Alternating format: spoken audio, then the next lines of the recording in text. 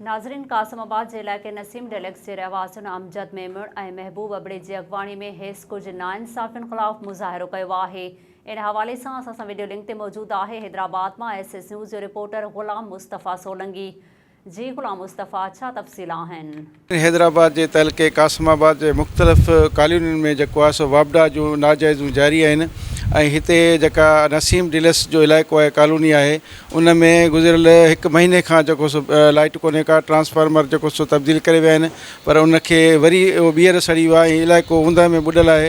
हिन वक़्तु इलाइक़े वासी जेके आहिनि सख़्तु मुश्किलात जो शिकार आहिनि ऐं उहे हिन वक़्तु ॿाहिरि बीठा आहिनि ऐं एहतिजाज करे रहिया आहिनि। अचो त उनखां पुछूं था त हू इन बारे में छा था चवनि। साईं, असल में मसइलो इहो आहे त इहो तक़रीबन गुज़िरियल 2-3 महीननि खां इशू हले पियो असांजो। ही ट्रांसफार्मर ठाहे ॾियनि था, प्राइवेट खां ठाराइनि था किथां वञी, जेके पैसा बि असीं पे कंदा आहियूं उन जा, ही पाण पे कोन कनि। ऐं उहो ट्रांसफार्मर जेको तक़रीबन 10 खां 15 ॾींहं बि कोन थो हले ऐं सड़ियो थो वञे। हींअर ई ॿिए चकर सड़ी वियो आहे 15 ॾींहंनि में। ऐं इतफ़ाक़ वॾी मज़े वारी ॻाल्हि आहे त असांखे न कोई ईद ते ट्रांसफार्मर असांजो सड़ियल हुयो, असां लाइट न हुई। मुहर्रम जी 8 तारीख़ ताईं जेको ट्रांसफार्मर सड़ियल हुयो, लाइट न हुई। हींअर 15 ॾींहं थी विया आहिनि, असां लाइट न आहे।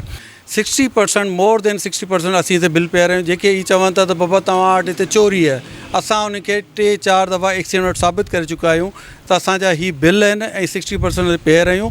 असां वटि इन खां 40% जेके तव्हांजा आहिनि उन ते तव्हां ॻाल्हायो, तव्हांजो कमु असांजो न आहे कमु, असां कहिड़ो ॾोह कयो आहे। असांजी रिक्वेस्ट आहे इहा इंतिज़ामिया खां, हेस्को खां असांजी ख़ासि तौर ते बराए महिरबानी इहे जेके असांजा जेके बिल पेयर आहिनि, जेके 60% आहिनि, उन जो तव्हां ख़्यालु करियो। त असां गुज़िरियल काफ़ी महीननि खां इन अज़ाब में मुब्तला रहिया आहियूं ऐं मुसलसल इहो ई साॻियो ई रवैयो हुननि जो असां सां जेको सो वाज़े आहे त जॾहिं बि माना ट्रांसफार्मर जो मसइलो थिए थो त उहे असां खां डायरेक्ट जेको आहे न पैसा था घुरनि ऐं पैसा असां कॉलोनी मां चंदो करे हुनखे पहुचायूं था पैसा।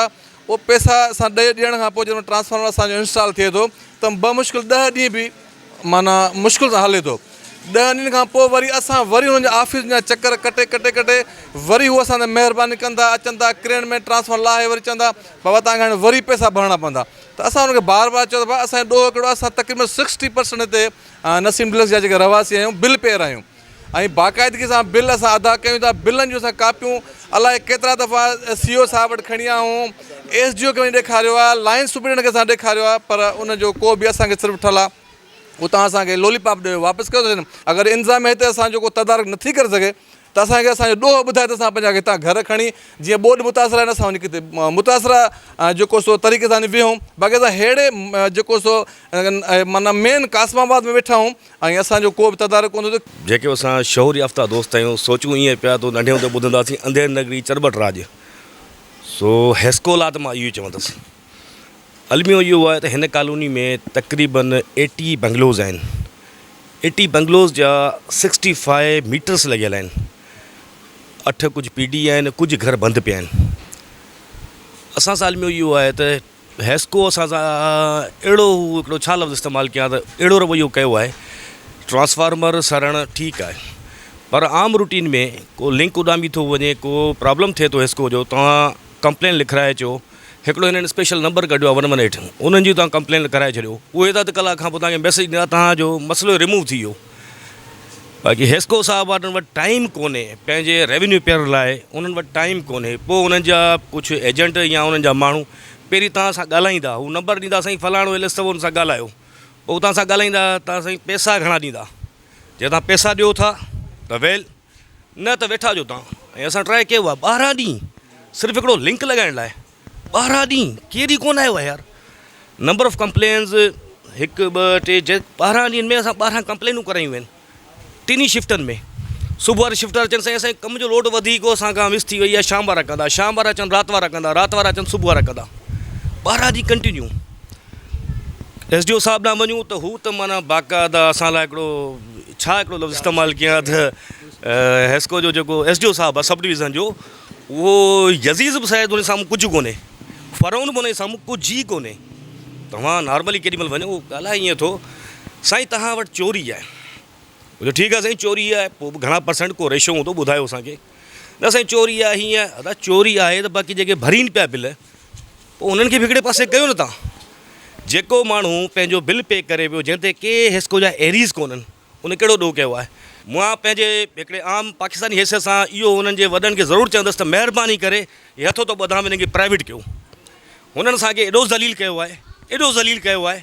असां जेके बिल खणी था वञूं हू सम्झनि माना असां ठेको खयो आहे त जेको एस जो चेंज थिए वञी उनखे सभु बिल ॾेखारियूं। नसीम डीलक्स जो मसइलो आहे त न सिर्फ़ु ही नसीम डीलक्स जो मसइलो आहे पर ही सॼी कासवाबाद जो मसइलो आहे।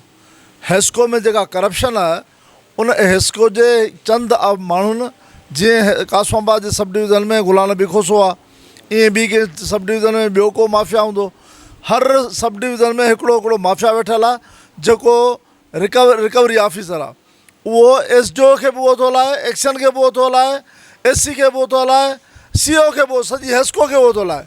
ऐं उहो भरमला चवे थो मूंखे को माई जो लाल कोन्हे जेको मुंहिंजे ऑर्डर खे ॾिसो पिए करे सघे, मुंहिंजे ऑर्डर खे बाईपास करे सघे।